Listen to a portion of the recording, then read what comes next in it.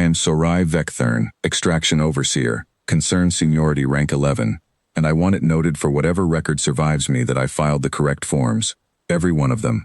61 years of them, stacked in the Vicaris Concerns Ossuary shelf ledger like sediment, each requisition stamped, each seam assay countersigned, each depth report filed on schedule to a home office 14 light-years away that never once asked us to stop.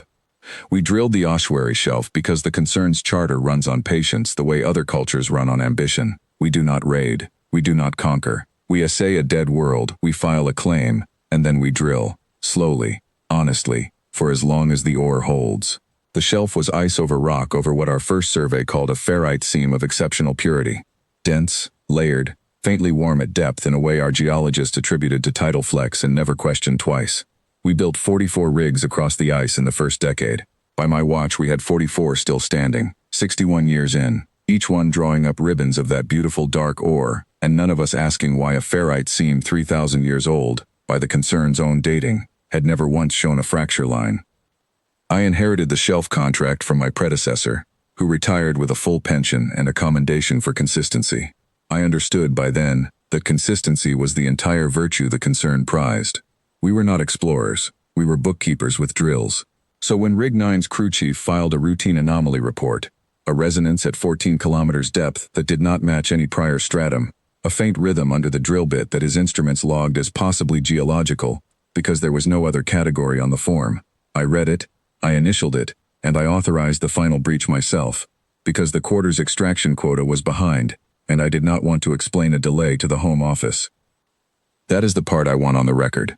Not because I believe it excuses anything, because I want whoever reads this to understand that the mistake was not born of arrogance. It was born of paperwork. The crew chief who filed the anomaly report was a young engineer named Tovasin Kell, 3 seasons into his first supervisory posting, and he came to my dome in person to ask me to reconsider before I signed the breach order. He brought the raw resonance trace instead of trusting the summary, a habit the Concern discourages, because raw data slows a quota meeting, but one I now understand was the only correct instinct anyone showed that whole shift. He said the rhythm under the drill bit was too even to be geological, that it held a period of just under 1 second and had held it, without drift, for the 6 hours his instruments had been recording it. I told him ferrite 3,000 years old could carry strange resonance, that the form existed precisely so junior engineers would not need to carry judgment calls senior officers were paid to carry instead. I signed the breach order in front of him. He did not argue further. I have thought about that a great deal since. How easily Concerned training taught a good engineer to hand his instinct to a form and walk away. The breach opened at the 4th hour of my shift. I was in the Overwatch dome above Rig 9 when the drill head came through into open space 14 kilometers down, and for 11 seconds, the readouts showed exactly what 61 years of assays had promised. Ferrite, warm, layered, inert. Then the 12th second came, and the seam we had been quarrying for 6 decades opened its eyes. I do not have a better way to say it. The resonance my crew chief logged as geological was a heartbeat. What we had drilled into was not a mineral deposit.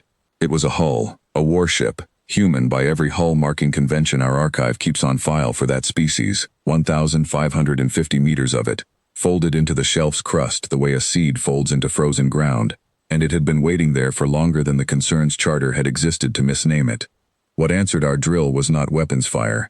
I want to be precise about this, because our tribunal afterward wanted a battle and I could not give them one. What answered was a vortex, a column of directed ionized pressure that rose out of the breach shaft and did not dissipate, did not drift, did not behave like any storm system our meteorology division had ever modeled. It held its position over Rig 9 for 17 minutes, spinning tighter with every minute that passed, and it began lifting things, drill platforms, support gantries, an entire crew transport, 400 tons of it, plucked whole off its landing cradle and carried a kilometer into the black before the vortex let it fall. The ice around the breach shaft did not melt. It burned, in patches, with no visible flame. Our sensors recorded combustion signatures with no combustible material present to explain them, and to this day the report sits in our archive flagged unresolved, because there is no form for a fire that does not need fuel.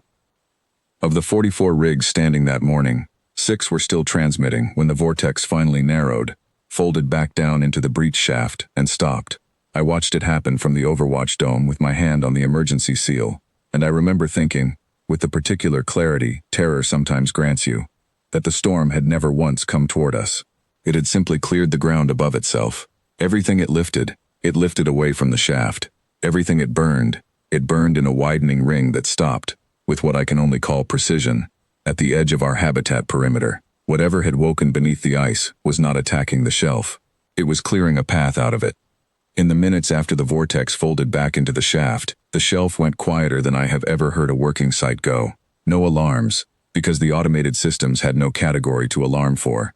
No transmissions from the 6 surviving rigs beyond confirmation pings, because every crew chief still breathing seemed to have arrived, independently, at the same instinct Tovas and Kell had tried to give me hours earlier. Say as little as possible until someone above you decides what happened. I stood at the dome's edge and watched steam rise off patches of ice that should not have been warm, watched the ring of scorched crust widen and then simply stop, as though something had drawn a boundary and respected it precisely. And I understood, before I had any evidence to justify the understanding, that we had not survived an accident. We had been permitted to survive an inconvenience. The hull rose an hour later, in silence, through the widened shaft, not fast, not triumphant, simply patient in the way our charter had always claimed to be, and had never actually managed. I saw its full length for perhaps 4 seconds as it cleared the ice line, weathered dark plating, no visible weapon ports, a silhouette that matched nothing in our 4 million entry hull archive, and along its flank, faint under 61 years of our own drill scoring, a marking our linguists are still refusing to translate, because the closest reading anyone has proposed is a proper name. It did not fire on the 6 remaining rigs. It did not acknowledge our hailing frequency, which we transmitted on every band we had, repeatedly, with what I am told was admirable procedural discipline given the circumstances. It simply climbed out of the shelf's gravity well on a heading our tracking stations logged and then, at the edge of our sensor range, stopped logging, cleanly, the way a signal stops when something decides it no longer wishes to be found, rather than when it fails. The Concerns Tribunal asked me, afterward, to explain what we had drilled into. I told them what I am telling this record. I do not know. It was catalogued, on the day I authorized the breach, as Ferrite Seam 9, Ossuary Shelf, Purity Rating Exceptional. It is now catalogued as Unresolved Contact Event 9, pending reclassification, a status it has held for the 11 months since, because reclassification requires a category, and the Concern's 480 standard categories do not contain one for a warship that spends 61 years letting itself be quarried, corrects nothing, harms no one who was not directly beneath it when it rose, and leaves. I filed my own requisition for hazard leave the week after. It was denied on the grounds that the incident did not meet the Concern's definition of hazard, since, and I am quoting the adjudicator's memo precisely, no hostile action was recorded, and the claimant's own report confirms the entity in question caused no injuries beyond property loss. I have read that memo 11 times since. I have not yet decided whether it is the most honest sentence the Concern has ever produced about itself, or the most frightened one. We still hold the shelf's mining lease. The Home Office renewed it without comment, 6 weeks after the tribunal closed the file, on the theory, never stated aloud, but understood by everyone who signed the renewal, that whatever we found beneath the ice was gone now, and an empty seam is, by definition, safe to reopen. I have not gone back down to Rig 9's shaft myself. I sign the reports. I initial the assays. I do not ask the new crew chief whether the resonance has returned, because I have learned, at Concern Seniority Rank 11, exactly how much a form can fail to ask, and I am no longer certain I want to know what category we would use to log the answer.